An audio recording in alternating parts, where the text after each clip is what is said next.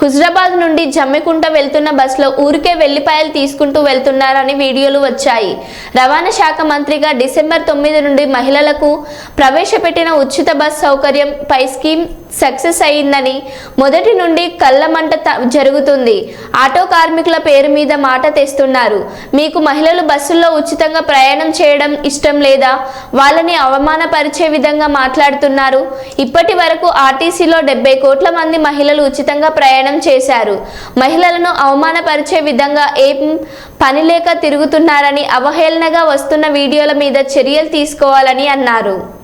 మరొకసారి సభ ద్వారా మీ ద్వారా కోరుతా ఉన్న గౌరవ మంత్రి కరీంనగర్ పార్లమెంట్ సభ్యుని సిరిసిల్ల చేనేత కార్మిక వర్గానికి ఇది ఫెడరల్ సిస్టంలో ఇద్దరికి కేంద్రము రాష్ట్రానికి సంబంధించిన సబ్జెక్ట్ అధ్యక్ష ఈ యొక్క కంకర్డ్ లిస్టులో ఉన్నటువంటి చేనేత వర్గాలకు సంబంధించి న్యాయం చేసే విషయం లోపల కేంద్ర ప్రతినిధిగా పార్లమెంట్ సభ్యుడిగా సిరిసిల్లకు సంబంధించి మీరేం చేస్తారో చేయండి.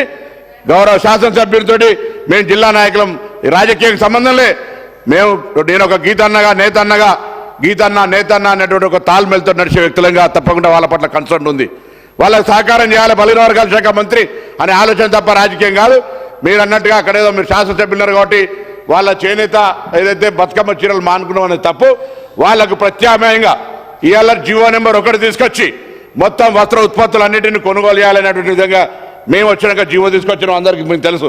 ఆ విధంగా అక్కడ వారిని ఆదుకోవడానికి ప్రయత్నం చేస్తున్నాం అధ్యక్ష.